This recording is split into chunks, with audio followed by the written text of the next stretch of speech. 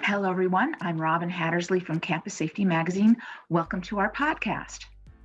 If you manage security for a school, university, or healthcare facility, you know how challenging it is to keep track of the keys to all the doors on campus.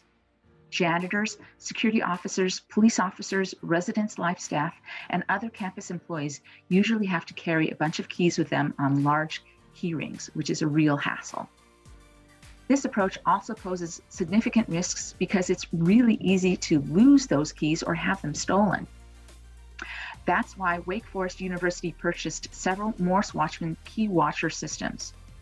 In my interview with James Bird, who is the school's Director of Physical Security Technology and Deacon 1 card, James describes how Wake Forest now more effectively manages its 500,000 keys, more than 50,000 key doors, and 9,000 key users with Morse Watchmans Keywatcher solutions. So here's my interview with James Bird. Enjoy the show.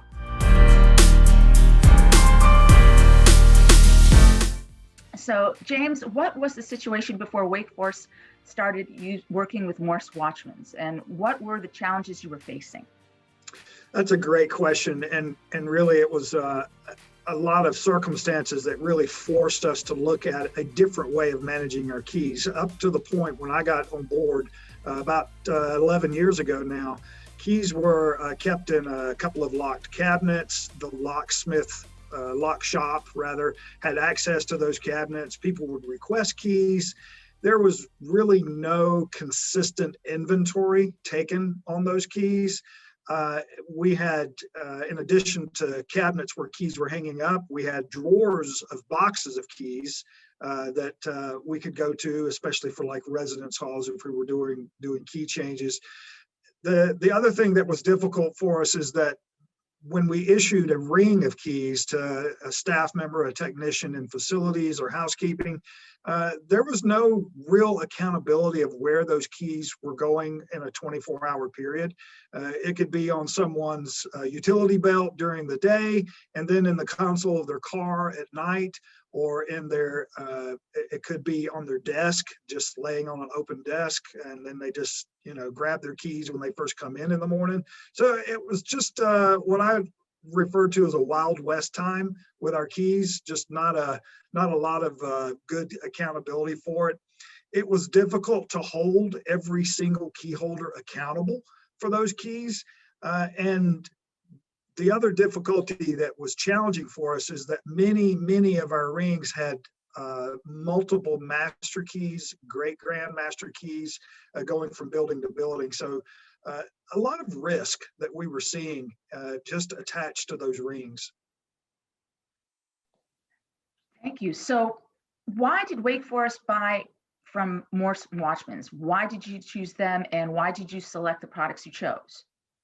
So some of it is legacy, right? When I came on board 11 years ago, the Residence Life and Housing Group, which made up about 14 large residence halls and a fairly large staff of about 100 student staff, in addition to professional staff, decided to install some individual key boxes within each residence hall for those student staff to be able to handle lockouts from students, to do room checks if that was called upon, or inspections at the end of the semester. It was just allow a little more ease for those staff members to do their functions. The disadvantage was they were not networked. There was no central managing point for those key boxes. Each key box in each building was independent of the other. So you basically, if you had a key that you had access to in one building, you didn't necessarily have access to any keys in another building. So it didn't give us a lot of flexibility. It really tied us down. So that was part of the legacy issue, where we already had several boxes on campus. Congruently, the university police also had purchased a couple of boxes, again, not networked, but used independently within their department to handle keys for their patrol officers. And as you can imagine, any police officer would have a large ring of keys that they were managing while they're on their shift. So that's kind of what moved us in the direction to continue with Morse Watchman. We wanted to see expandability, as well as is it possible to network? And could it be integrated to make it a little easier accessibility wise from our access software? So we looked at all those things, and we decided on Morse Watchman largely because they were able to migrate and to expand with those different functionalities of networking and integration with access, but also because we already had a substantial investment with Morse Watchman independently. And the understanding was that we could expand our current boxes without just throwing them out and starting over. So you kind of touched on this already with my last question, but what issues did the solutions from Morse Watchmans actually address, and how did the solutions address your specific issues?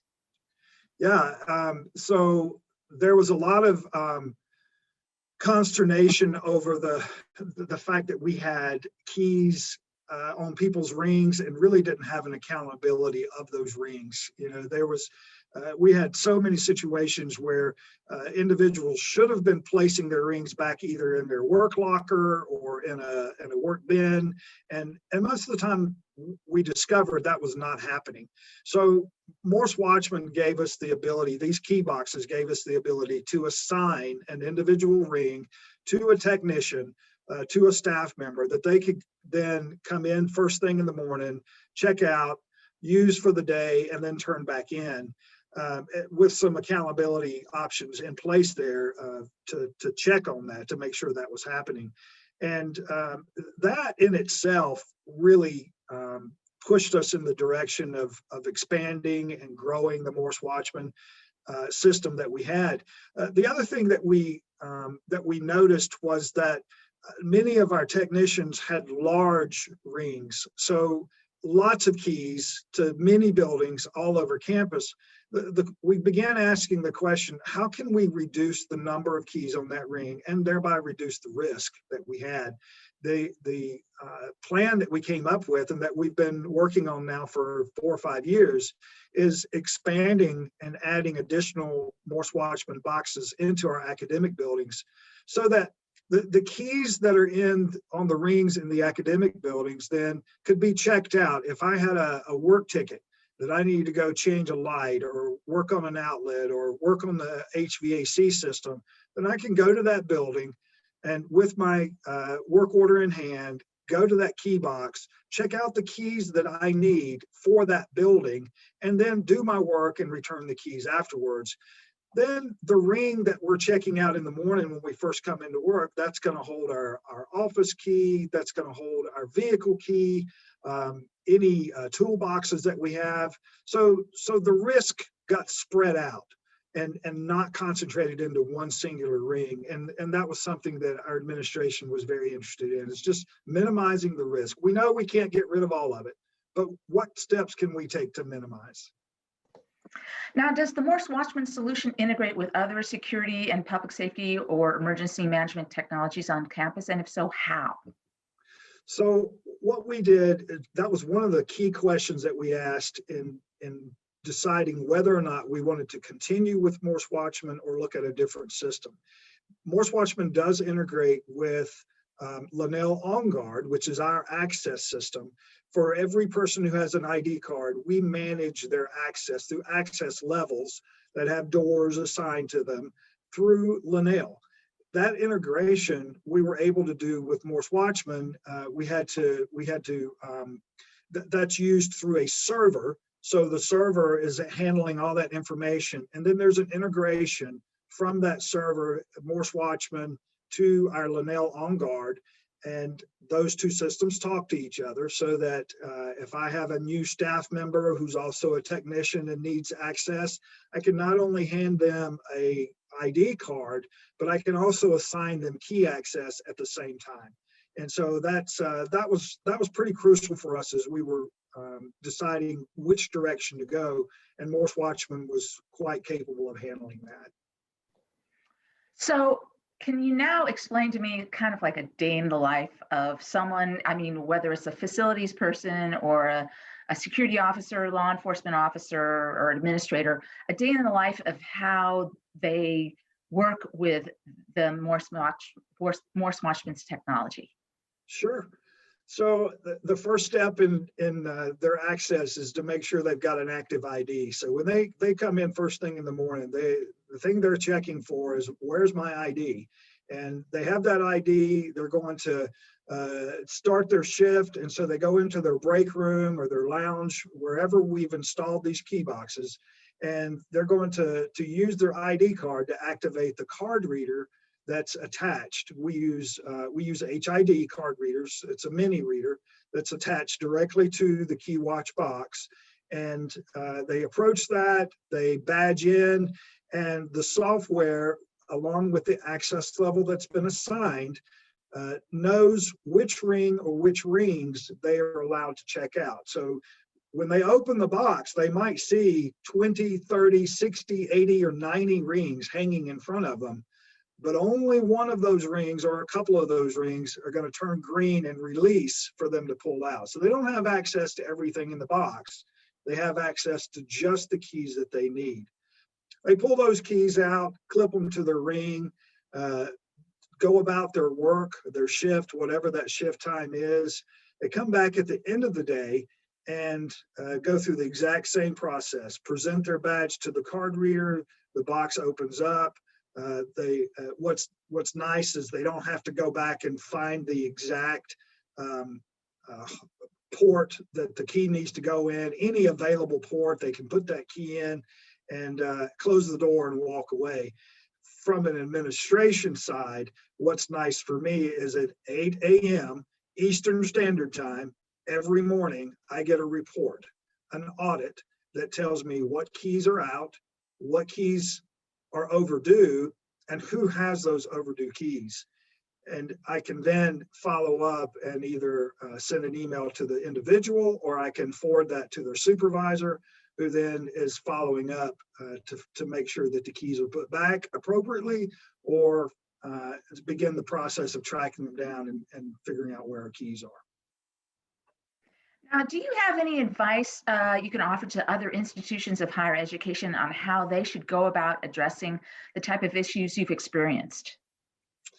Yeah, I really took some time to think about that question. Robin,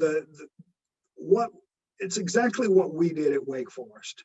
We came in 10 or 11 years ago, and my supervisor looked at me and said, "James, our keys are out of control.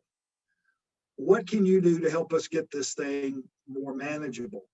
And so at that point, I just began talking to staff. I talked to facility staff, I talked to housekeeping staff, I talked to supervisors and other department leads to just talk to them about the rings of keys that they have, right? What are you assigned? What are you using? University Police was one good example, hundreds and hundreds of keys that they were managing on rings. So just getting a good feel for what is the current situation, what are we dealing with?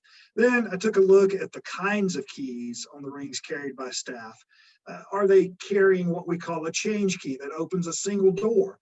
Or do they have a ring full of masters that open door upon door upon door in multiple buildings?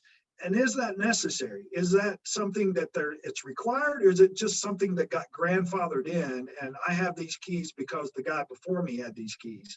And maybe they never used them. So we took a hard look at that.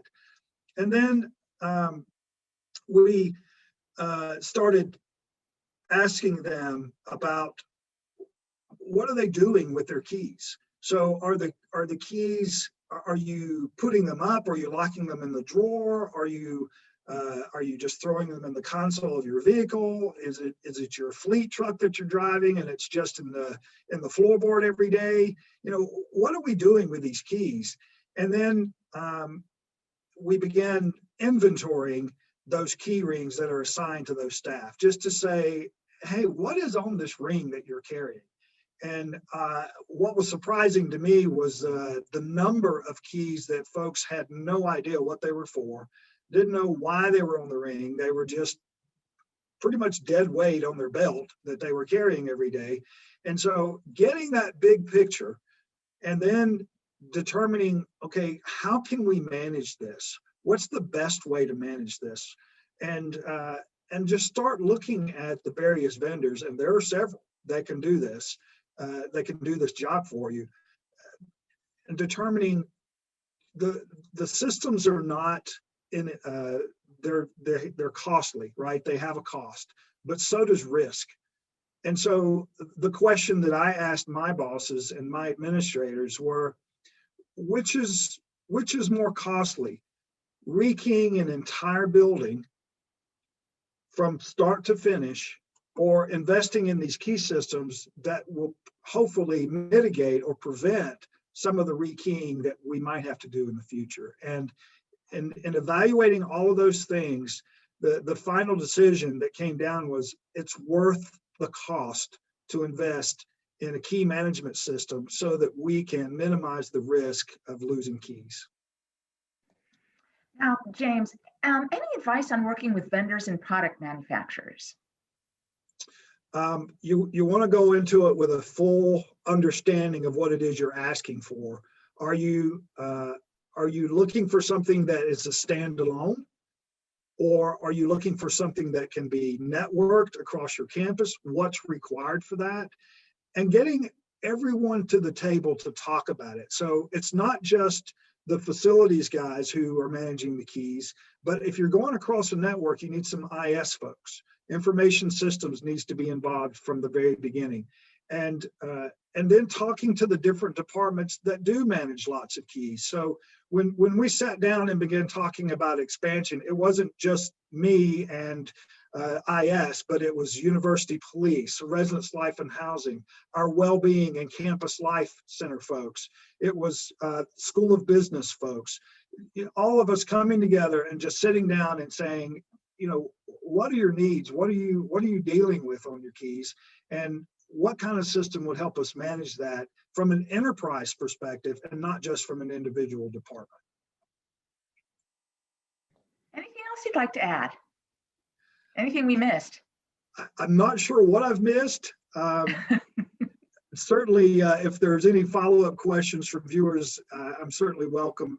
I would be welcome to answering those in the future. I just appreciate the opportunity to talk about key security and the best way to do that. I will not say that this is the ideal best product, but it's the product that works well for Wake Forest.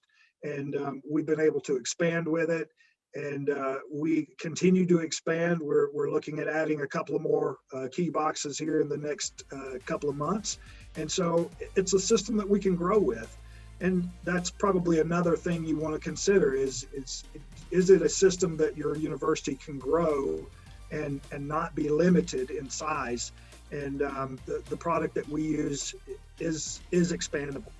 And finally, just thank you for the opportunity, and I've enjoyed talking with you, and it's just been a real pleasure.